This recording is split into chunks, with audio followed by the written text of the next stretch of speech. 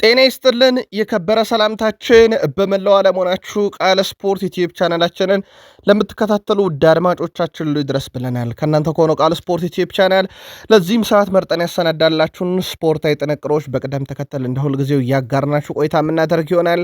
እስከ ፕሮግራማችን ፍጻሜ ቆዩ። ላይክ፣ ሰብስክራይብ፣ ሼር ማድረግ ዛሬም እንዳይረሳ። በሀሳብ መስጫ ሳጥናችን ላይ ለምትልኩልን ሀሳብ አስተያየቶች በሙሉ እጅግ አደርገን እናመሰግናለን። ላይክ ማድረግ እንዳይረሳ። በዚህኛውም የመረጃ ሰዓታችን አስቀድመን የተወሰኑ የሀገር ቤት መረጃዎችን እናካፍላችኋለን። በአውሮፓ የመረጃ ሰዓታችን ሊጎች ከተጠናቀቁ በኋላ በየሊጎቹ ያሉ ትልልቅ መረጃዎችን ይዘናል። በስፔን ቆይታችን ላሊጋው እናነሳለን። የሪያል ማድሪድ የእጩ ፕሬዚዳንት በአንድ ጉዳይ ላይ በጣም ለየት ያለ ሀሳብ ያጋራሉ። ዘስፔሻል ዋን ጆዜ ሞሪኖ እና ማድሪድን ተጨማሪ መረጃ ይዘናል። የባርሴሎና ተጫዋች በብሔራዊ ቡድን ደረጃ ይጠበቃል። ቢያንስ ከጉዳቱ ማገገሙን ማረጋገጫ የሚሆን ጥሪ ደርሶታል። ከዛ ውጪ በቡድን ዜና በተለይም ደግሞ በጣሊያን በጀርመን በፈረንሳይ ጨምሮ ያገኘናቸው ትልቅ መረጃዎች አሉ። የዓለም ዋንጫም ሊጀመር የ3 ሳምንት ዕድሜ ብቻ ቀርቶታል። ተጨማሪ መረጃ ተይዞበታል። በተወዳጁ የእንግሊዝ ፕሪሚየር ሊግም የመረጃ ሰዓታችን በርከት ያሉ አጫጭር ስፖርታዊ ጥንቅሮቻችን እንደተለመደው ለእናንተ ውድ አድማጮቻችን አስቀድመን የምናጋራችሁ ይሆናል። በተወዳጁ የእንግሊዝ ፕሪሚየር ሊግ በታላላቅ ክለቦች ጋርዲዮላና ከዋክብቱን እየሸኘ የሚገኘው ማንቸስተር ሲቲ ቤት አሁናዊ መረጃ እናደርሳችኋለን። የቡድን ዜና ተካቷል። ለየት ያለ ጥንቅርም ለሲቲዝኖች እንዲሁም እናካፍላችሁ ይሆናል። ቼልሲ ተጫዋቹን ላለመሸጥ ከውሳኔ ደርሷል። በእርግጥ አስቀድሞም የወሰነው ውሳኔ ነው። ከዛ ውጭ የቼልሲን ዝውውር ፖሊሶች መለስ ብለን ቃኝተን በአሁኑስ ምን ይጠበቃል የሚለውን በአዲሱ አሰልጣኝ ዣቪ ስር እንነግራችኋለን። የቼልሲም ደጋፊዎች ምርጫችሁ ቃል ስፖርት ዩቲዩብ ቻናል ስለሆነ አመስጋኞች ነን። ላይክ አድርጉን። በሊቨርፑል በኩል ከዙር ጋር የተያዘ ነው ሰፊ የመረጃ ጊዜያችን የሚወስደው። በተለይም የጀርመኑ ተነባቢ ጋዜጣ በርከት ያሉ መረጃዎችን ከሊቨርፑል ዝውውር ጋር ይዞ ወጥቷል፣ እናነሳቸዋለን። ከዛ ውጪ ስለ ሊቨርፑል ሰንባችና ተሰናባቾችም እንነግራቸዋለን። የቡድን ዜናችን በቃል ስፖርት ዩቲዩብ ቻናል ተይዟል። ስሎት ሀሳብ አላቸው ይቀጥላሉ። መረጃውን ይዘነዋል። ከአርሰናል ጋር በተያያዘም በአንድ ዝውውር ላይ በጣም ትልቅ ገንዘብ ሊጠየቁ ይችላሉ ተብሏል። ከዛ ውጪ የአንድሪያ ቤርታን ጉዞ እንነግራቸዋለን። በዝውውር ጉዳይ ላይ አርሰናል ያለፈው ዓመት ዝውውርን በጣም አስደናቂ እንደነበረ ይታወቃል። በሳቸው ዝር ትኩረቶች ሁሉ ወደ ሻምፒዮንስ ሊግ ናቸው። ጉዳዩንም የተመለከተ ልዩ ጥንቅር በአርሰናል የመረጃ ሰዓት ይዘናል። በማንቸስተር ዩናይትድ በኩል ሰበር የዝውውር መረጃ እናጋራቸዋለን። ብሩኖ ሚጌል ፈርናንዴዝም ከሰሞኑ ዩናይትድ እና እሱ ላይ ለተከፈቱት ዘመቻዎች በጣም አነጋጋሪ የተባለ ምላሽ ነው የሰጠው፣ እንመለከተዋለን። ከዝውውር ጋር አያይዘን በማንቸስተር ዩናይትድ በኩልም ትንሽ ፈገግ የሚያደርግ መልእክት የደረሰውን አንድ የዩናይትድ ተጫዋችና የቡድን ዜና ይዘናል። ልዩ ጥንቅራችን ከቃል ስፖርት ዩቲዩብ ቻናል ተጀምሯል። ላይክ ካላደረጋችሁን ላይክ አድርጉን፣ አበረታቱን። ውድ ቤተሰቦቻችን ቃለኝ አብራችሁን ቆዩን። በሀገር ቤት እንጀምሩ። ውድ ቤተሰቦቻችን በሀገር ቤት የኢትዮጵያ ዋንጫ የግማሽ ፍጻሜ ጨዋታዎች እየተካሄዱ እንደሆነ ይታወቃል። በተለይም ትላንትና የፍጻሜውን አንዱን አላፊ ቡድን አውቀናል። ዛሬ ሲዳማ ቡናና ኢትዮጵያ መድን በአዲስ አበባ ስቴዲየም ጨዋታቸውን የሚያከናውን ይሆናል። አሸናፊው ቡድን ወልዋሎ ዓዲግራት ዩኒቨርሲቲን በፍጻሜው የሚፋለም ይሆናል። በኢትዮጵያ ዋንጫ ትላንትና ወልዋሎ ዓዲግራት ዩኒቨርሲቲና መቀለ ሰባ እንደርታ መደበኛ ደቂቃውና ተጨማሪ ደቂቃውን 0-0 ማጠናቀቃቸውን ተከትሎ በመለያ ምት ወልዋሎ ዓዲግራት ዩኒቨርሲቲ ድል አድርጎ ለፍጻሜ መብቃቱን በቃል ስፖርት ዩቲዩብ ቻናል በምሽት ዘገባችን ነግረናችሁ ነበረ። ዛሬ ደግሞ ሲዳማ ቡና ከኢትዮጵያ መድን ይፋለሙና ያሸነፈው ቡድን ለፍጻሜ የሚበቃ ይሆናል። ሌላኛው የአገር ቤት መረጃችን ከአፍሪካ ዋንጫ የተመለሰው ኢትዮጵያ ከ17 ዓመት በታች ብሔራዊ ቡድን አቀባበል ተደርጎለታል። በዝግጅቱ ላይ ብሔራዊ ቡድኑ ለዓለም ዋንጫ ለማለፍ ላሳየው ተስፋ ሰጪ ጥረትም ሽልማት ተበርክቶለታል። የኢትዮጵያ እግር ኳስ ፌዴሬሽን ፕሬዚዳንትና የካፍ ስራ አስፈጻሚ ኮሚቴ አባል አቶ ኢሳያስ ጅራ ለብሔራዊ ቡድኑ የገንዘብ ሽልማት እንደሚያበረክቱ ገልጸዋል። የኢትዮጵያ ኦሎምፒክ ኮሚቴ ፕሬዚዳንት ዶክተር አሸብር ወልደ ጊዮርጊስ በተመሳይ ለቡድኑ የገንዘብ ሽልማት ለማበረከት ቃል ገብተዋል። በቡድኑ አቀባበል ዝግጅት ላይ አስተያየታቸውን የሰጡት የኢትዮጵያ እግር ኳስ ፌዴሬሽን ፕሬዚዳንትና የካፍ ስራ አስፈጻሚ ኮሚቴ አባል አቶ ኢሳያስ ጅራ ስለ እነዚህ ልጆች ሳወራ ስሜታዊ መሆናለሁ ብለዋል። አክሎም በሽንፈቱ ያለፉትን ቀናት ከባድ እንደነበረ ገልጸው አብረውን ለተሻለ ውጤት መስራት ግን አለብን ብለዋል። የኢትዮጵያ እግር ኳስ ፌዴሬሽን በቀጣይ ቡድኑ በቅርበት እንደሚከታተልም ገልጸዋል። ፕሬዚዳንቱ የፌዴሬሽኑ ዋና ስራ አስፈጻሚ አቶ ባህሩ ጥላሁን በበኩላቸው ኢትዮጵያ ከእናንተ ብዙ ትጠብቃለች፣ ምንም ማዘን አያስፈልግም፣ ጊዜ ያለን ሲሉ ተደምጠዋል። የባህር ማዶ መረጃችንን ከላሊጋውን ጀምሮ ውድ ቤተሰቦቻችን ላሊጋው ከተጠናቀቀ በኋላ በባርሴሎና አሸናፊነት የዓመቱን ምርጥ ተጫዋቾች 5 እጩዎች ይፋ ተደርጓል። በዚህ መሰረት ላሚን ያማል፣ ሙሪክ፣ ኬሊያን ምባፔ፣ ፓብሎ ፎርላንስ እና ኒኮላስ ፔፔ እነኚህ በዓመቱ ካሳዩት እንቅስቃሴ አንጻር የዓመቱ ምርጥ ተጫዋች እጩ ሆነው ቀርበዋል። እንደሚታወቀው ኬሊያን ምባፔ የከፍተኛ ግብ አስቆጣሪነትን፣ ላሚን ያማል ደግሞ ከፍተኛ አሲስት አድራጊነትን በአንደኝነት አጠናቋል። በተጨማሪነት ያው ላሚን ያማል የላሊጋው ሻምፒዮን እንደነበረ የሚዘነጋ አይደለም። በወጣቶችም ዘርፍ እጩዎቹ ቀርበዋል። ወደ ቤተሰቦቻችን ከ23 ዓመት በታች ካርሎስ ፌርሚን፣ አርዳ ጉለር፣ ሚር፣ ቪክተር ሙኒዝ በእጩነት የቀረቡ ተጫዋቾች ናቸው። በአሰልጣኝ ዘርፍ ደግሞ 3 እጩዎች ቀርበዋል። ማርሲሎስ፣ ሃንሲ ፍሊክ፣ ጆሴ ባርዶላስ መርጠዋል። ያው ያለምንም ጥርጥር ከሃንሲ ፍሊክ ያልፋል ተብሎ አይጠበቅም። ሪያል ማድሪድን እናስቀጥል። ኤነሪኬ ሪኬልሚ ቀጣዩ ፕሬዚዳንት እጩ እንደሆኑ ከተረጋገጠ በኋላ ቅስቀሳ እያደረጉ ይገኛሉ። እሳቸውም ትላንትና ፍሎሬንቲኖ ፔሬዝ ያሳኳቸውን የአውሮፓ ሻምፒዮንስ ሊግ ስቴዲየሞች ስም መለጠፋቸውን ነግረናችሁ ነበረ። ኤነሪኬ ደግሞ ይህ በጣም አሳዛኝ ነው፣ አንድም የሪያል ማድሪድ ተጫዋች በስፔን የዓለም ዋንጫ ስብስብ ውስጥ አለመካተቱ። እኛ ፕሬዚዳንታዊ ምርጫውን ካሸነፍን ግን አንዱ የምናስተካክለው ነገር ማድሪድን ወደ ቀደመ ኃያልነቱ መመለስ ነው። በዛ ውስጥ ደግሞ የተረሱ ተጫዋቾች በብሔራዊ ቡድን ጥሪ ያልተደረገላቸው ጥሪ እንዲደረጉ እናደርጋለን። ወደ ስፔን ብሔራዊ ቡድንም ማድሪዳውያን ይመለሳሉ እያሉ ይገኛሉ። እሳቸው አንድም ስፔናዊ የሪያል ማድሪድ ተጫዋች ጥሪ ያለመደረጉ ከሰሞኑ አነጋጋሪ ነበር። ተፎካካሪያቸው ወይም ቀንደኛ ተፎካካሪያቸው ባርሴሎና በአንጻራዊነት 8 ተጫዋቾችን ለስፔን ብሔራዊ ቡድን እንዳስመረጥ ይታወቃል። ምናልባት ከዚህ ጋር በተያያዘ ለምንድነው የሪያል ማድሪድን ተጫዋቾች ያልመረጡት በሚል ሉዊስ ዴላ ፎንቴ ጥያቄ ቀርቦላቸው ነበረ። እንደም የሪያል ማድሪድ ተጫዋች በዓለም ዋንጫ ስብስባቸው ውስጥ አለመካተታቸው በጣም አነጋጋሪ የሆነባቸው አሰልጣኙ ታዲያ እኔ ስለ አንድም ክለብ አልተመለከትኩም ብሏል። እሳቸው እኔ ተጫዋቾች ስለሚጫወቱበት ክለብ አይደለም የኔ ትኩረት የነበረው ተጫዋቾች ለስፔን ብሔራዊ ቡድን መጫወት ይችላሉ አይችሉም የሚል ነው። ስለዚህ እኔ ስለ የትኛውም ክለብ ጉዳይ አይደለም፣ የኔ ጉዳይ ተጫዋቾችና ተጫዋች ብቻ ነው። እናም በዚህ ጉዳይ ላይ እኔ ብዙም ጭንቀት ውስጥ አልገባም ብሏል እና ደጋፊዎችም ይህን ይረዳሉ ብዬ አስባለሁ። መመረጥ ያለበት ምርጥ ተጫዋች እንጂ ለሆነ ክለብ የተጫወተ ተጫዋች አይደለም። ስለዚህ ታርጌታችን እኛ ክለቦችን ሳይሆን ተጫዋቾቹ ላይ ነው ብለዋል። በእርግጥ ሀሳባቸው ተገቢነት ሊኖረው ይችላል፣ ግን ጥያቄው ሪያል ማድሪድ ውስጥ ከነበሩ ስፔናውያን ተጫዋቾች አንዱ የማይገባውም የሚል ነው። በእርግጥ እንግሊዝ እንደ ትሬንት አሌክሳንደር አርኖልድ ያለ ኮከቧን ትታ መሄዷም በሪያል ማድሪድ የቀድሞ ሌጀንዶች በኩል ቅሬታ ፈጥሮ እንደነበረ ይዘነጋም። 2 ትልልቅ ኮከቦች ለማድሪድ ለማስፈረም ተስማምተናል እያሉ ነው ኤነሪኬ ሪኬልሚ። የሪያል ማድሪድ ፕሬዚዳንታዊ ምርጫ እጩ ኤነሪኬ ሪኬልሚ ለክለቡ 2 ትልቅ ተጫዋቾችን እንደሚያስፈርሙ ገልጿል። 2 በዓለም ላይ የታወቁ ኮከብ ተጫዋቾች ወደ ሪያል ማድሪድ ለማምጣት ተስማምተናል ብሏል። እሳቸው በ2 ሳምንታት ውስጥ ይፋ እናደርጋለን ያሉት እጩ ፕሬዚዳንቱ እኔ የምመረጥ ከሆነ 2 ኮከቦች ለማድሪድ በተጨማሪነት ይጫወታሉ ብለዋል። በአሰልጣኝ በኩልም ምን እያደረጋችሁ ነው ተብሎ ጠይቀው ነበረ። እጩ ፕሬዚዳንት ዣቪ አሎንሶ መሰናበቱ ልክ አልነበረም ብለዋል። ያው አይመልሱት ነገር ለቼልሲ ፊርማውን አኑሯል፣ የተሳሳተ ውሳኔ ተወስኖበታል እያሉ ነው ኤነሪኬ ሪኬልሚ። የመልበሻ ክፍሉም ስልጣን ሙሉ ለሙሉ ለሱ ሊሰጠው ይገባ ነበረም፣ ግን ተሰናብቷል።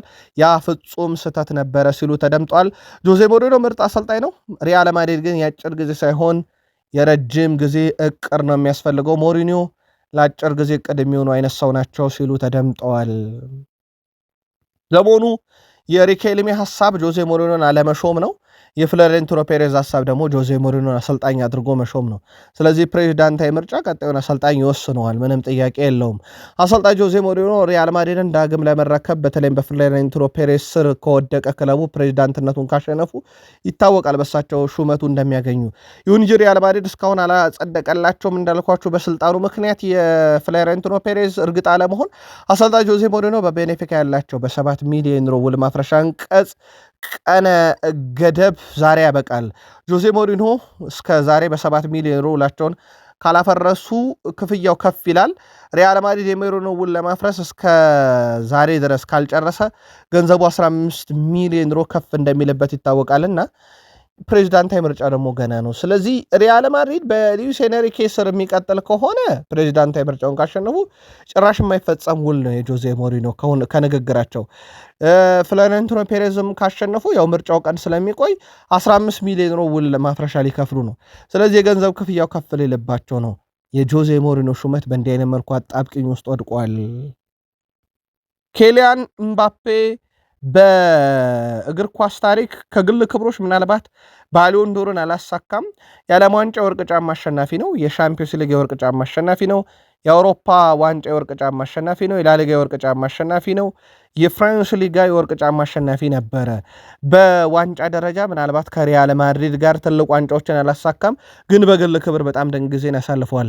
ተጫዋቹ በዘንድሮ የውድድር ዓመት ምናልባትም የዓለም ዋንጫን የሚያሳካ ከሆነ በትልቁ መነሳሳትን ሊፈጥርለት ይችላል። በቀጣይ ውድድር ዓመት ግን የዘንድሮ ውድድር ዓመት በአንድ የዓለም ዋንጫ ብቻ ባሎን ዶርን ያሸንፋል ተብሎ አይጠበቅም።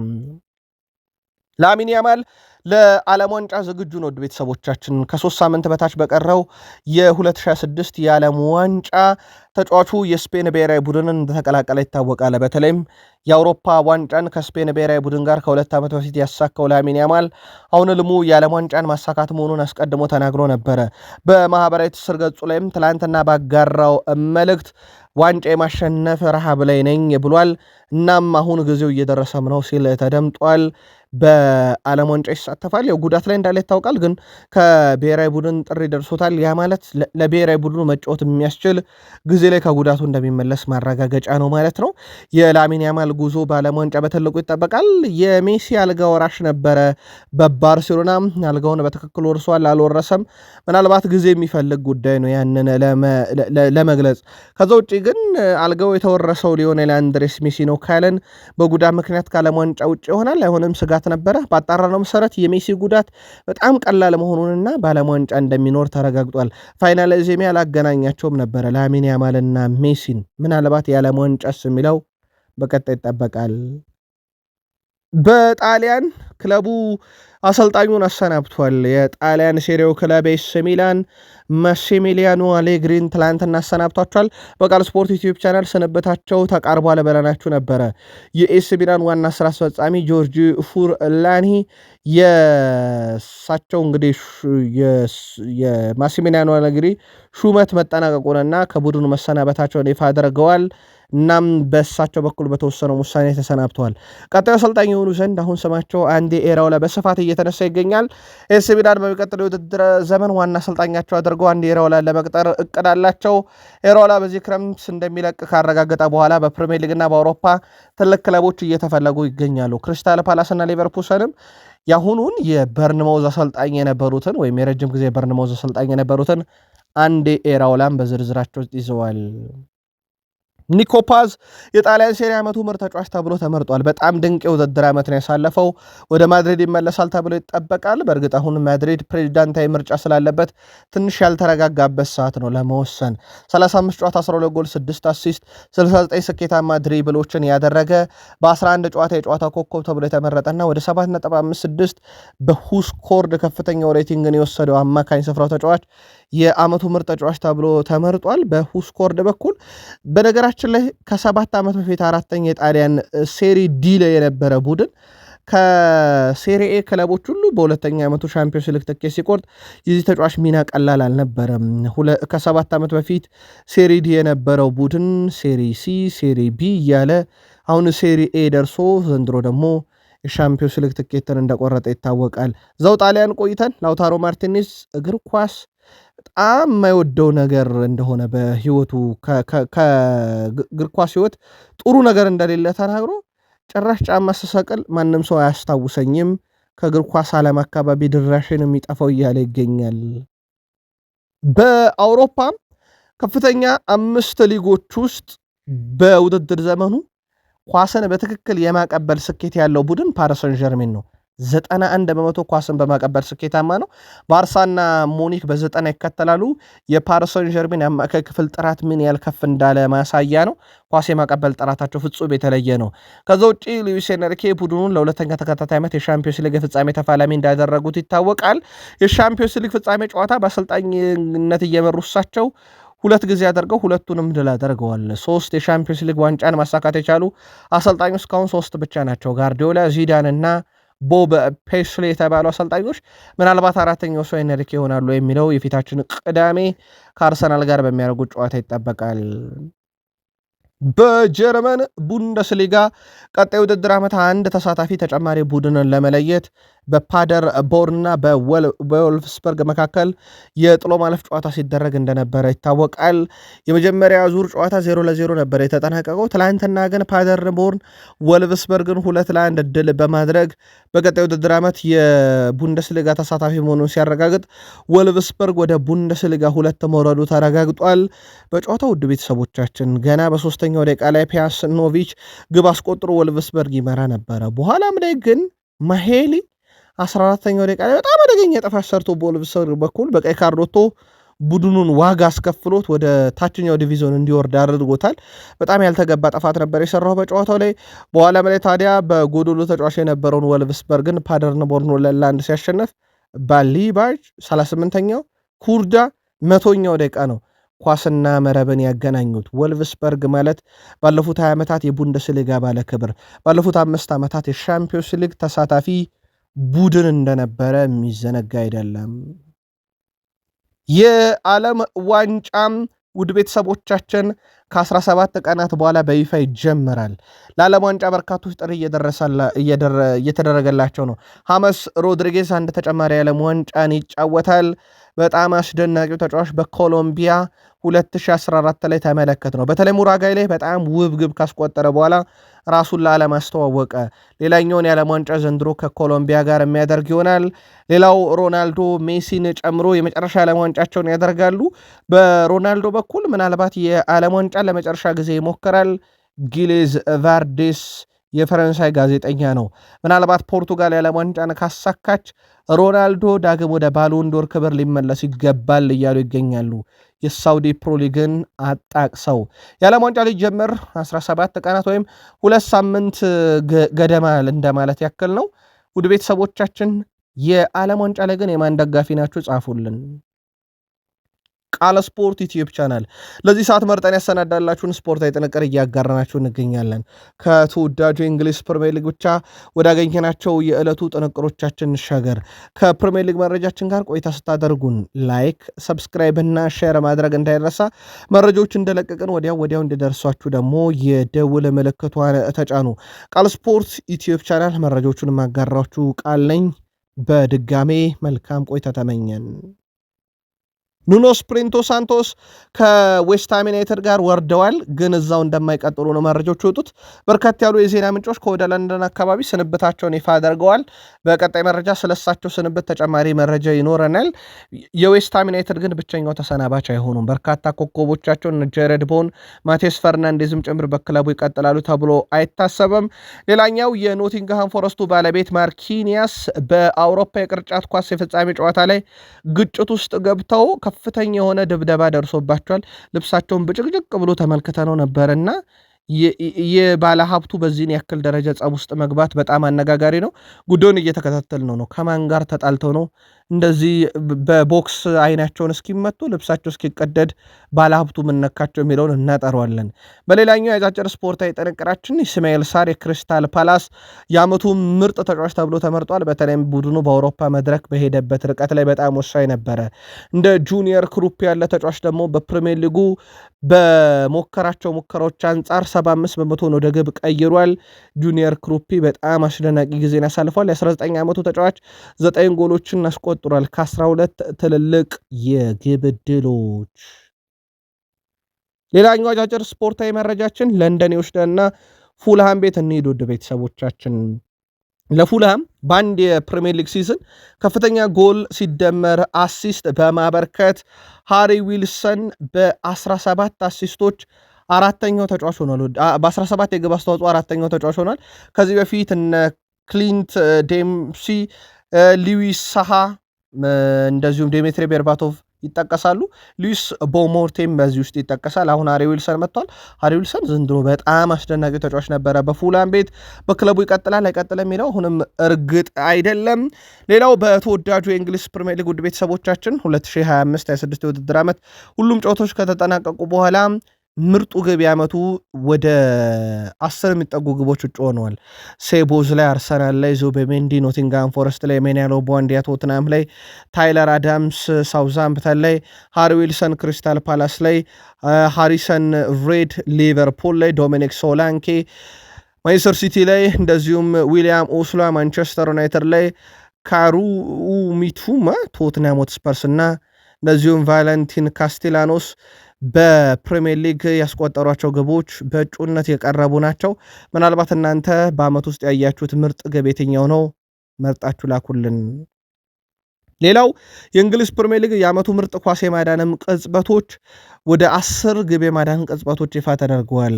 ጄምስ ትራፎርድ ከብራይተን ጋር ሲጫወቱ፣ ጃሊጂ ዳኖርማ ከዩናይትድ ጋር፣ ማርቲን ዱብባክ ከወልቭስበርግ ጋር፣ ጆርዳን ፒክፎርድ ከዩናይትድ ጋር፣ ዳቪድ ሪያ ከብራይተን ጋር፣ አልፎንሶ አሪዮላ ከወልቭስ ጋር፣ ጆርዳን ፒክፎርድ ከኒካስል ጋር፣ አሮን ራምስዴል ከዩናይትድ ጋር፣ ካርል ዳሩል የሊድሱ ግብ ጠባቂ ነው ከወልቭስበርግ ጋርና አንቶኒዮ ኬንስኪ የቶትናሙ ተጫዋች ከሊድስ ጋር ሲጫወቱ ያዳኗቸው ኳሶች በእጩነት ቀርበዋል።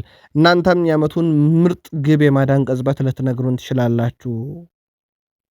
ማንቸስተር ሲቲ ከደጋፊዎቹ ጋር በጎዳና ላይ የዋንጫ ድሉን ትላንትና አክብሯል። ማንቸስተር ሲቲ በዚህ ዓመት የኤፍኤ ካፕና የካራቦ ካፕ ባለክብር እንደነበር ይታወቃል። በትላንትናው ዕለት የክለቡ የዋንጫ እንግዲህ ትርኢት በጎዳና ላይ ተከብሯል። በክብረ በዓሉ ላይ ቃሉን የሰጠው ሪያን ሸርኪ ብዙ ፈገግታ የተሞሉ ሰዎች አያለው፣ ህይወት ማለት ለእኔ ይህ ነው ሲል ተደምጧል። ከስነስርዓቱ ጋር በተያዘ ውድ ቤተሰቦቻችን በርካታ አነጋጋሪ ነገሮችን ተመልክተናል። በርከት ያሉ የቀድሞ ሌጀንዶችም ዋንጫዎችን ይዘው ወደ መድረክን በመውጣት ጭምር በትልቅ ግዙፍ መድረክ ላይ ዋንጫዎቹን ይዘው እየወጡ ራሳቸውን ሲያስተዋውቁ ነበር። እነ ፌርናንዲኖ የቀድሞ ተጫዋቻቸው ቪንሰንት ኮምፓኒም ጭምር ያንን ሲያደርጉ ነበረ። ፔፕ ጋርዲዮላ ባለፉት 10 ዓመታት ለቆየሁባቸው እንዲሁም ለጮኩባቸው ላስቀየምኳቸው ሁሉ ይቅርታ ሲሉ ትላንትና በመድረኩ ላይ ተናግረው ነበረ። ከዛ ውጪ አሁንም የሚያጽናናኝ ሰው ቤርናንዶ ሲልቫ ነው ብለዋል። ሁለቱም ከክለቡ ስለለቀቁ በዚያ ዓመት ቡድናቸው ብዙም የዋንጫ ልምድ በሌለው ተጫዋች የተሞላ አልነበረም። እናም ለዋንጫ እንዳናነሳ ደግሞ ምክንያት ይሆነናል ያለው ቤርናንዶ ሲልቫ ነው።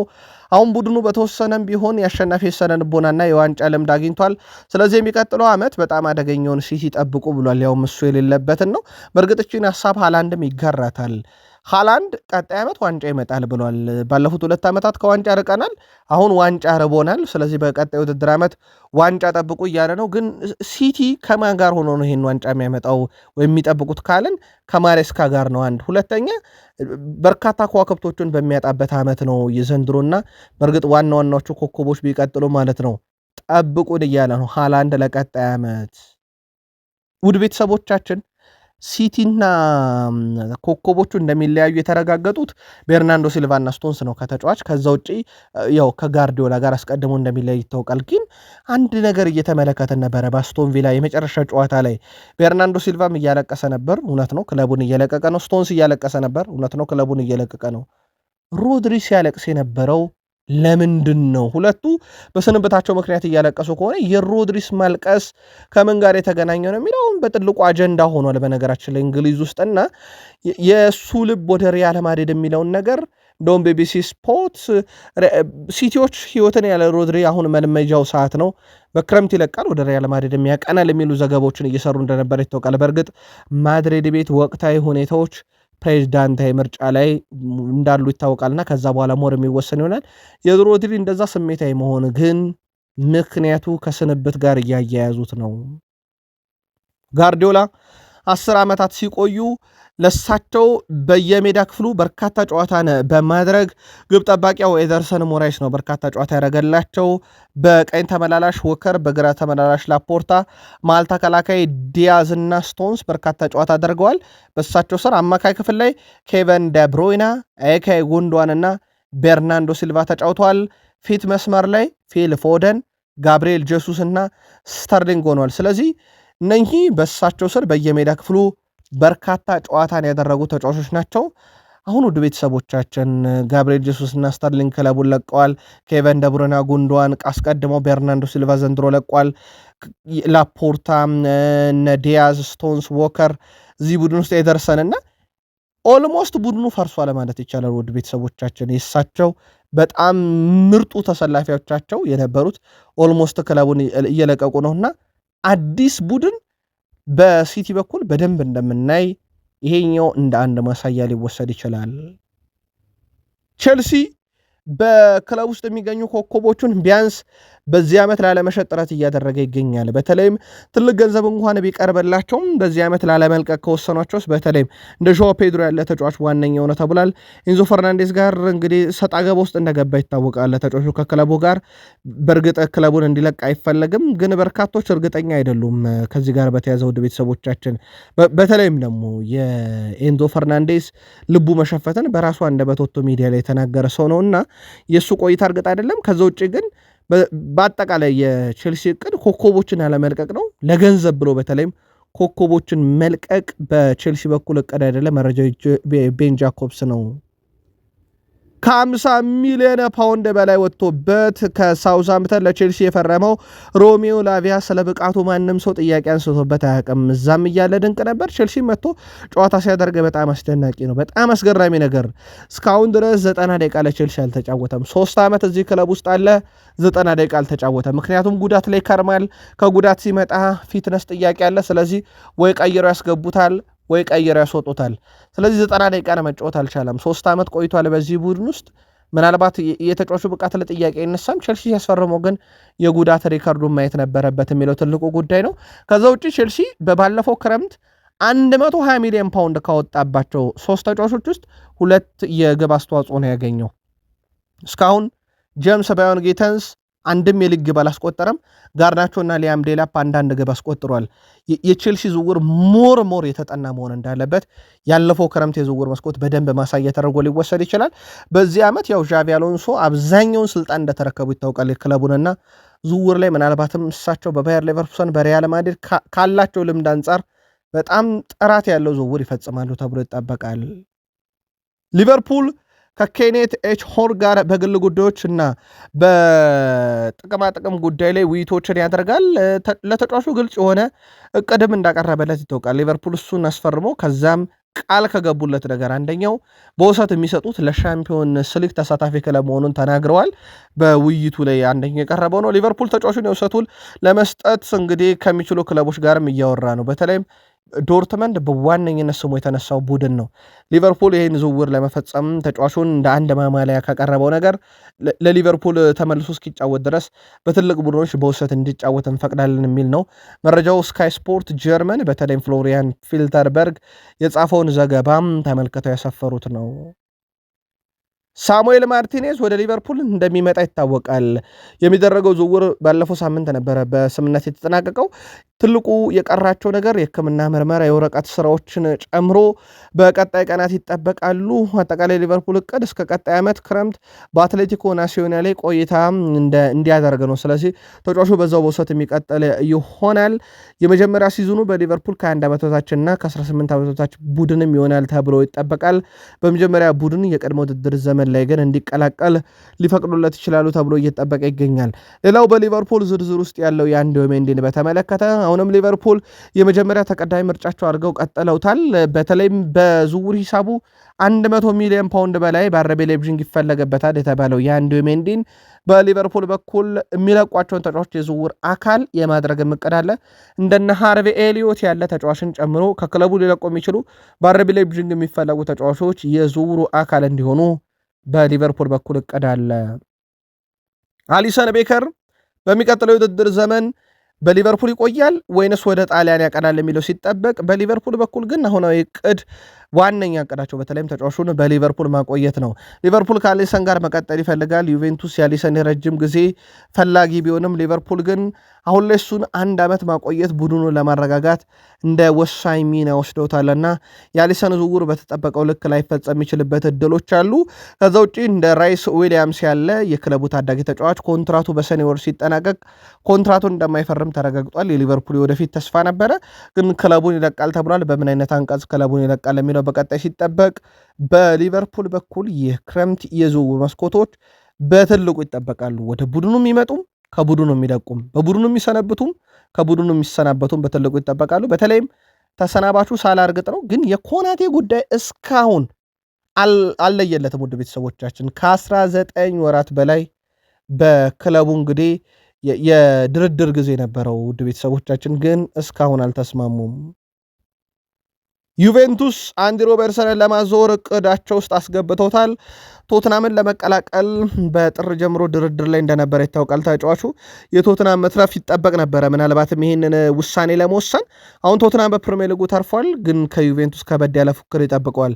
ሌላው ተሰናባሽ ሳላን በተመለከተም ቀጣዩን ክለቡን እስካሁን አልመረጠም። አሁን ምን እንደሚሆን ማየት አለብኝ፣ አሁንም ጊዜ አለኝ፣ ወደ ዓለም ዋንጫ እየሄድኩ ነው፣ ከዛ በኋላ ሁሉም ነገር ግልጽ ይሆናል ብሏል። የቀድሞ የሊቨርፑል ኮከብ ሳላ ክለቡን ከተሰናበተ በኋላ መዳረሻው በትልቁ እየተጠበቀ ሲገኝ እዛው እንግሊዝ ውስጥ ግን ይሆናል ተብሎ አይጠበቅም። ምናልባት ከአውሮፓ ክለቦች አውሮፓ መቆየት ከፈለገ የጣሊያን ክለቦች ስማቸው በስፋት እየተነሳ ነው። የቱርክና የሳውዲ አረቢያ ሊግ እንዲሁም የአሜሪካ ሜጀር ሊግ ሶከር ክለቦችም በተመሳይ ሳላ ፈላጊ እንደሆኑ ይታወቃል። አርኔ ስሎት ቀጣይ ውድድር ዘመንን በተመለከተ በተጠናቀቀ ውድድር ዘመን በርካታ ተጫዋቾችን አስፈርመን ነበረ። እነሱ በድጋሜ ዝግጁ ሲሆኑ ከጉዳት ሲመለሱልን ትልቅ ለውጥ ይኖራል። ማንኛውም የእግር ኳስ ክለብ 1 ወይም 2 ተጫዋቾች ያስፈርማል። እኛም ያንን እናደርጋለን። ሁሉም ተጫዋቾች ዝግጁ ሆነው መገኘት ያስፈልገናል። ያኔ ውጤታችን ይበልጥ ይሻሻላል ብለዋል አርኔ ስሎት። ሊቨርፑል በቀጣይ ውድድር ዘመን ጥራት ያላቸው የክንፍ ተጫዋቾች ላይ ትኩረት ሊያደርግ እንደሚችልም በንግግራቸው ውስጥ ተረድተናል። ውድ የቃል ስፖርት ዩቲዩብ ቻናል ቤተሰቦቻችን ትላንት መሳሳት በሰራንላችሁ ዘገባ አርኔ ስሎት ሻምፒዮንስ ሊግን አትናቁ፣ ሻምፒዮንስ ሊግ መሳተፋችን ራሱ ቀላል አይደለም፣ ሻምፒዮንስ ሊግ ስለገባን አመስግኑ ማለታቸው የሚዘነጋ አይደለም። በርካታ ሊቨርፑላውያን እንዴት ሊቨርፑልን የሚያክል ቡድን ሻምፒዮንስ ሊግ መሳተፍ መመስገኛ ይሆናል? ሊቨርፑል ትልቅ ቡድን ነው። ሻምፒዮንስ ሊግ መሳተፍ ግዴታው፣ ዋንጫ ማንሳት ደግሞ የሚጠበቅበት በሚል የቃል ስፖርት ዩቲዩብ ቻናል ቤተሰቦች በተለይም ሊቨርፑላውያን በስሎት ንግግር መበሳጨታቸውንም ሲያጋሩን ነበረ። በጥር የዝውውር መስኮት በአርሰናል በኩል ሲፈለጉ ከነበሩ ተጫዋቾች አንደኛው የኒካስል ዩናይትዱ ሳንድሮ ቶናሊ ነበረ። የሳንድሮ ቶናሊ ዝውውር በዚህም ክረምት ይጠበቃል። ከአርሰናል ጋር ስሙ እንደተያዘ ይታወቃል። ትልቁ ችግር ግን በጣም የተጋነነ ገንዘብ ነው የተቀመጠበት። ከ100 ሚሊዮን ፓውንድ በላይ ተቀምጧል። አርሰናሎች ይህንን የዝውውር ሂሳብ መክፈል ፈቃደኛ አይደሉም ይላል ስካይ ስፖርት ዘገባ። አርሰናል ይልቁንስ ቅድሚያ እንግዲህ የሚሰጠው የአማካይ ክፍሉን ማስፈረም ቢሆንም እና አንድሪያ ቤርታ በተለመደው ፖሊሲያቸው ለአንድ የሜዳ ክፍል በርካቶችን መመልከት በርካቶችን ማነጋገር በሚለው ፖሊሲያቸው ከሳንድሮ ቶናሊ በተጨማሪ በርካታ አማካዮችን ይመለከታሉ። አንድሪያ ቤርታ ባለፈው ክረምት ላይ ቡድኑን ያጠናከሩበት አንደኛው መንገድ በብዙ እንዲደነቁ ያደረገው በተለይም ደግሞ ድርድር የሚያደርጉበት መንገድ ተጫዋቾችን የሚያሳምኑበትና አማራጮችን የሚይዙበት መንገድ እንደሆነ ይታወቃል። ዘንድሮም አንድሪያ ቤርታ በዚህ መንገድ በትልቁ ይጠበቃሉ። ባለፈው ክረምት ላይ ወደ 8 የሚጠጉ ተጫዋቾችን አምጥቶ ነበረ። አርሰናል እንደሚታወቀው ዘንድሮ የፕሪሚየር ሊግ ሻምፒዮን ሆኗል። ከስኳድ ዴብዝ በተጨማሪ የቡድኑን ጥራት ጨምሯል። ምንም ጥያቄ የለውም። አዲስ የመጡ ተጫዋቾች ምናልባት ቀጥታ የግብ አስተዋጽኦአቸው ቁጥር ቢያንስም ሜዳ ላይ የነበራቸው እንቅስቃሴ ግን ሚናው ከፍ ያለ ነበረ። ማዱኬን አንደኛው መጥቀስ የምንችለው ተጫዋች ነው። በጣም ፈጣን ድሪብለር ተጫዋች ነበረና ለተቃራኒ ቡድን ፈተና ነበረ። በእርግጥ የኑኖ ማዱኬ የመጨረሻ ኳስ ብዙ ጥያቄ የሚያስነሳ ቢሆንም ከሙከራም አንጻር ከአሲስትም አንጻር ማዱኬ መጀመሪያ ሲዙኑ በአርሰናል ግን ለእንግሊዝ ብሔራዊ ቡድን ጥሪ እንዲደርሰው እንዳደረገ ይታወቃል። አርሰናልን የተቀላቀልኩት እንዲህ አይነት ነገር ለማሳካት ነው እና ያስታውቅ ነበር ብሏል። 3 ዓመት ሁለተኛ ከወጣ በኋላ ነበረ ቡድኑ የተቀላቀለው። እንዳለውም ዋንጫ አንስቷል። የማዱኬ ዝውውር በእርግጥ አስቀድሞ ተቃውሞ የገጠመው በኋላም ላይ ግን በተወሰነ መንገድ ቢሆን ምላሽ የሰጠበት ነበረ። የአርሰናል ሌላኛው ሊቀመንበር ጆሽ ክሮንኬ ለክረምት እቅድ አዘጋጅተናል እናም አርሰናልን ቀጣይም ዓመት የፕሪሚየር ሊግ ተሳታፊ የፕሪሚየር ሊግ ሻምፒዮን እንዲሆን የሚያስችል አይነት ቡድን እንገነባለን ብሏል እና አሁን አርሰናል መንገዱን ያገኘው ይመስላልና እሳቸው ከዚህ ሀዲድ እንድንወጣ አንፈልግም፣ ከዚህ አሸናፊነት ሀዲድና ቀጣይ ቡድኑ እናጠናክራለን ሲሉ ተደምጠዋል። በእርግጥ ክሮንኬም አስቀድሞ ተናግረው ነበር አርሰናል ቀጣይም ዓመት እንደሚጠናከር፣ ዘንድሮ ዋንጫ ስለበላ ወይም ሻምፒዮን ስለሆነ ቡድኑ በዚሁ እንደማይቀጥልና እንደሚጠናከር ገልጸው ነበረ። የሚኬል አርቴታም ኮንትራት በዛው ልክ አርሰናል ቤት ይራዘማል ተብሎ ይጠበቃል። በእርግጥ እቅዱ የሚኬል አርቴታም ኮንትራት የማራዘም እቅድ አስቀድሞ የተያዘ እንጂ ሻምፒዮንስ ሊግ ፍጻሜ ስለደረሱ ወይም ፕሪሚየር ሊግ ሻምፒዮን ስለሆኑ እንዳልሆነ ይታወቃል። ለማንኛውም አርሰናል በቀጣይ ክረምት ላይ ትልቅ ዝውውር እንደሚደረግ ባለቤቶቹ ደጋግመው እያሳሰቡም ነው። በቡዳፔስት ፑሽካሽ አሬና ስቴዲየም የፍጻሜ ጨዋታ ሊደረግ ቀናቶች ቀርተውታል። የፊታችን ቅዳሜ ነው ጨዋታው የሚደረገው። ምሽት 1 ሰዓት ይጀምራል በቡዳፔስት ፑሽካሽ አሬና ስቴዲየም። በርካቶች አንድ ስጋት አላቸው። እንዲህ አይነት ምሽት ጨዋታዎች የደጋፊዎችን ድባብ ይፈልጋል። አርሰናል አንድ ከኤምሬትስ ርቆ ነው የሚጫወተው። ሁለተኛ ዘንድሮ አርሰናል ላይ በጣም ትልቅ ችግር እና ደጋፊውን ራሱ በርካቶች የተቃወሙት የአርሰናል ደጋፊ ስቴዲየም ገብቶ ስሜታዊ የሆነ ጨዋታን እያየ ነው። ከመደገፍና ድምፅ ከማሰማት ይልቅ ተመስጠው ጨዋታውን የማየት ነገር አለና ይሄ ደግሞ ተጫዋቾችን ሜዳ ላይ አነቃቃም፣ የተቃራኒ ቡድን ብልጫ እየወሰደ ነው በደጋፊ ደረጃ የሚል ተቃውሞ ቀርቧል።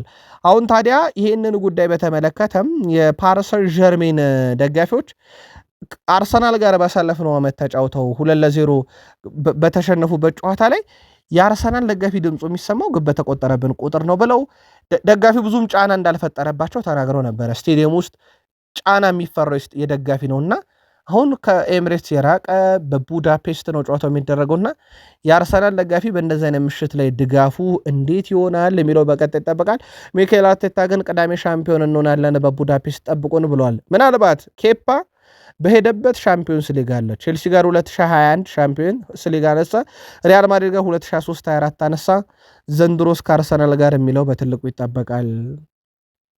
ማንቸስተር ዩናይትድ የብሩኖ ሚጌል ቦርጌሽ ፈርናንዴዝን ኮንትራት ለማራዘም በይፋ ንግግር ጀምረዋል። ውድ የቃል ስፖርት ዩቲዩብ ቻናል ዩናይትዳውያን አስቀድሞም ዩናይትድ እሱን ለማቆየት ፍላጎት እንደነበረው ትልቅ ገንዘብ ሊከፍለውም እንደነበረ ጥር አካባቢ ላይ እንዲሁ ነግረናችሁ ነበረ። ማንቸስተር ዩናይትዶች በዚህ ክረምት ብሩኖ ሚጌል ቦርጌሽ ፈርናንዴዝ ክለቡን እንዳይለቅ ጥረት ማድረጋቸው ተረጋግጧል። ብሩኖ ፈርናንዴዝ ባሳለፍነው ውድድር ዓመት ወይም በተጠናቀቀ የውድድር ዓመት ጥሩ የሚባል ዓመትን ከክለቡ ጋር አሳልፏል። አዲስ ኮንትራትም ይፈርማል ተብሎ ይጠበቃል። ፖርቱጋላዊ አማካይ ብሩኖ ፈርናንዴዝ በኮንትራቱ በ57 ሚሊዮን ፓውንድ ውል ማፍረሻ አንቀጽ እንዳለው ቢታወቅም ፈርናንዴዝን ለማስፈረም የሳውዲ አረቢያና የአውሮፓ ክለቦች አይናቸውን ቢጥሉም ማንቸስተር ዩናይትድ ግን እሱን ለማቆየት ንግግር በይፋ ጀምሯል። ብሩኖ ፈርናንዴዝ በዩናይትድ ይቆያል አይቆይም ከተባለ ከሰሞኑ አንድ ቃለ መጠይቁ ላይ የትም አልሄድም፣ ከዩናይትድ ጋር ያልጨረስኩት ብዙ የቤት ስራ አለ፣ ከዚህ ክለብ ጋር የፕሪሚየር ሊግና የሻምፒዮንስ ሊግ ዋንጫን ማያንሳት እፈልጋለሁ ማለቱ ይታወቃል። ብሩኖ ሚጌል ፈርናንዴዝ በዩናይትድ ሌጀንዶች ለተከፈተባቸው የቃላት ጦርነት ምላሽ ሰጥቷል። ሰዎች ሰራ ነው ብለው በትልቁ ሊመሰገኑበት የሚፈልጉትን ስራ የበለጠ አድርገ ተመስጋኝ ሆነ ስትገኝ በእነኛ ሰዎች ትጠላለ ብሏል። ሮይኪን ጥላቻ እያራመደ ያለው እሱ ሊመሰገንበት የሚገባውን ነገር እኛ እየወሰድንበት ስለሆነ ነው ብሏል። ብዙ ሰዎች በሰራነው ስራ ብዙ ነገር እንዲባልለት ይጠይቃል። እርግጥ ነው ለሰራነው ስራ ልንከበር ይገባል። ለሚሰራው ያንን ስራ ግን ድሮ ሰርቶ ላለፈ ሰው ሲበለጥ ይናደዳል ብለዋል ብሩኖ ፈርናንዴዝ። ሮይኪን ጋር ስለሆነ ንግግሩ ሮይኪንን አናገርከው ሲባል ከኦሊገን ሶልሼር ስልክ ቁጥሩን ጠይቅ ያለው ማለቱ ይታወቃል። እግር ኳስ አለ ብሩኖ ፈርናንዴዝ አሁን ፍጹም ተቀይሯል። አሁን ሌላ ታሪክ ላይ ነው። ያንን ደግሞ ሶፋ ላይ ቁጭ ብለህ ተቀምጠ ሳይሆን ሜዳ ውስጥ ሆነ ነው የምታረጋግጠው ብሏል። አሁን ሁሉም ነገር ስታደርግ ጭንቅላትና እግር እኩል ማሰብና መስራት አለባቸው። በእግር ኳስ ብቻ ሳይሆን ጨዋታው ጭንቅላት ነው ይላል ብሩኖ ፈርናንዴዝ። ዘንድሮ በእንግሊዝ ፕሪሚየር ሊግ ከየትኛውም አማካይ በላይ ከፍተኛ ሬቲንግ ያገኘው እሱ እንደሆነ ይታወቃል። ብሩኖ ፈርናንዴዝ በማንቸስተር ዩናይትድ ሌጀንዶችም ወቅታዊ ትችት በተለይም ሮይኪን ላይ ምላሽ እንደሰጠ ይታወቃል። የሮይኪን ነገር ምናልባት ለዩናይትድ ደጋፊ ጥርት ለማድረግ ያክል ሮይኪን እኔ የማንቸስተር ዩናይትድ ደጋፊ አይደለውም ብሏል ከዚህ በፊት። እናም በርካቶች የዩናይትድ ሌጀንድ ስለሆነ ክለቡን እንዴት እንዲላል እያሉ ሊሆኑ ይችላል። ግን እሱ ከዚህ ቀደም እኔ የዩናይትድ ደጋፊ አይደለውም ብሎ በግልጽ በሚዲያ የተናገረ ሰው ነው። ብሩኖ ፈርናንዴስ ክለቡ በዝውውር ጉዳይ ላይ ያምናውን ፖሊሲ እንዲከተል ይፈልጋል። በተለይም አሞሪም የተጫዋች ግዢ በመፈጸም ረገድ በጣም ጥንቃቄ ያደርግ ነበረ። ትኩረቱም ለክለቡ ለመታገድ ዝግጁ ሆኑ በፕሪሚየር ሊጉ ብቃታቸውን ባስመሰከሩና በዩናይትድ የመጫወት ፍላጎት ያላቸውን ተጫዋቾች አስፈርሟል። በዚህም በተለየ መልኩ በሱ ስር የተደረጉ ዝውውሮች ትክክለኛና ውጤታማ ነበሩ ብሏል። እነ ብሪያን ቤሞን፣ ማቲያስ ኩኛን፣ ቤንያሚን ሼሽኮን፣ ሴላመንስን እንደማለቱ ነው። አሁን ደግሞ ማይክል ካሪክ ምን አይነት ተጫዋች እንደሚያስፈርም ማየት በጣም ያስደስተኛል፣ አስደሳችም ይሆናል ብዬ አስባለሁ። ግን ያንን ፖሊሲ ቢደገም አይከፋኝም ብሏል የሩበን አሞሪም። ብሩኖ ፈርናንዴዝ ለማንቸስተር ዩናይትድ የመጫወት ፍላጎት ያላቸው ተጫዋቾች ወደ ቡድኑ ቢመጡ በጣም መልካም ነው እያለ ይገኛል። ይሄ ደግሞ በብዙዎችም ዘንድ የሚደገፈው ሀሳብ ይመስላል። ዩናይትድ በዝርዝር ውስጥ የያዛቸውን ተጫዋቾችን በተመለከተ የማቲያስ ፈርናንዴስ ጉዳይ በተለይ ዌስትሃም ከፕሪሚየር ሊጉ ከወረደ በኋላ የዩናይትድ እድል እንደጨመረ ይታወቃል። ምናልባት የዩናይትድን እድል ጠባብ ሊያደርገው የሚችለው ከተፎካካሪ አንጻር ብቻ ነው ይለናል አትሌቲክ። ከ50-60 ሚሊዮን ፓውንድ ድረስ ለተጫዋቹ ሊጠይቁ ይችላሉ ዌስትሃም ዩናይትዶች። ግን ከዛ በታች ነው ውል ማፍረሻው። ግን ተጫዋቹ ከጨረታ አንጻር ሊደራደሩበት ይችላሉ። ሌላው ማይክል ካሪክ በማንቸስተር ዩናይትድ ቤት ውስጥ ሊሸጡ ይችላሉ ሊለቁ ይችላሉ ከተባሉት እነ ሜሰን ማውንትና ኑሰር ማዝራዊ ጋር በተያያዘ ክለብ ውስጥ እነሱን ሊያቆያቸው ይችላል እየተባለ ነው። በተለይም ተጫዋቾቹ ለቡድኑ በጣም ወሳኝ ናቸው በሚል ይሄ የቦታ ተለዋጭ ፖዚሽን የመጫወት የሜሰን ማውንት ከጉዳት ውጭ በርግጥ የብቃት ሁኔታውን ለመገምገም በጣም አስቸጋሪ ነው። ተደጋጋሚ ጉዳቶች ያሉበት በወጥነት እየተገኘላቸው እንዳልሆነ ይታወቃል። ለማንኛውም በካሪክ ስር የመቀጠል እድላቸው የማዝራዊም የሜሰን ማውንትም ከፍ ያለ ነው። መረጃው የዘ አትሌቲክ ነው። ውድ ቤተሰቦቻችን ለአንድሬ ኦናና የተጻፈው መልእክት ትንሽ አስገራሚ ነው። ጸሐፊው የቀድሞ ዩናይትድ ሌጀንድ ግብ ጠባቂ ኤድዊን ቫንደርሳር ነው። ለአንድሬ ኦናና ነው መልእክቱ። በጣም ጥሩ ስራ በውሰት በሄድክበት ክለብ ሰርታል። ትክክለኛ ምርጫ ነበረ። በእርግጠኝነት አሁንም ቢሆን ይህንን ብቃትን የምታሳይበት ትክክለኛ ምርጫ እንደምትመርጥ ተስፋ አረጋለሁ ብሏል። ወደ ቀድሞ ክለቡ እንዳይመለስ የፈለገ ይመስላል። በእርግጥ በርካታ ዩናይትዳውያን እንደማይፈልጉ ይታወቃል። ሆናንን በሴላመንስ ነው መቀጠል የሚፈልጉት። በዚህ ውድድር ዓመት በፕሪሚየር ሊጉ ከሴላመንስ በላይ በርካታ ግብ ሊሆኑ የሚችሉ ኳሶችን ያዳነ አንድም ግብ ጠባቂ የለም። ሴላመንስ በጨዋታ በአማካይ 6.5 ያለቀላቸውን ኳሶች ያድናል። ዳና ሮማ በ5.7 ሁለተኛ፣ ባርት ቨርቡገን በ5.5 ሶስተኛው ነው የብራይተኑ ግብ ጠባቂ። የማንቸስተር ዩናይትድ የግብ ጠባቂ ችግር ከሞላ ጎደል ተፈቷል ማለት ይቻላል። ምናልባት በቀጣይ በሙሉ ሲዝን ደግሞ ለሌላ ግምገማ ሴላመንስ የሚቀርብ ይሆናል። ግን ከሞላ ጎደል ካየነው ዘንድሮ ዩናይትድ ለደረሰበት ስኬት ግብ ጠባቂው በትልቁ የሚነሳ ሚና እንዳለው ይታወቃል። ዩናይትድ ባለፈው ዓመት ልክ በዚህ ሰዓት ከፕሪሚየር ሊግ 38 ሳምንቶች በኋላ በፕሪሚየር ሊጉ 15ኛ ሆኖ ያጠናቀቀበት በኤሮፕ ሊግ በቶትናም ተሸንፎ ከየትኛውም የአውሮፓ መድረክ ውጭ እንደሆነ ያረጋገጠበት ዓመት እናም 40 ጨዋታ ይዞ ይሄን ዓመት የጀመረበት ነበረ። ዘንድሮ ግን የዩናይትድ ተለውጧል። ካምናው ተጨማሪ 29 ነጥቦችን አግኝቷል። እነኚህ 29 ነጥቦች ዩናይትድን በ71 ነጥብ የፕሪሚየር ሊጉ ሶስተኛ ሆኖ እንዲያጠናቅቅ እንዳደረገው ይታወቃል። ያም ማለት ወደ ሻምፒዮንስ ሊግ ተመልሷል። ማንቸስተር ዩናይትድ የ29 ነጥብ ልዩነት አምጥቷል።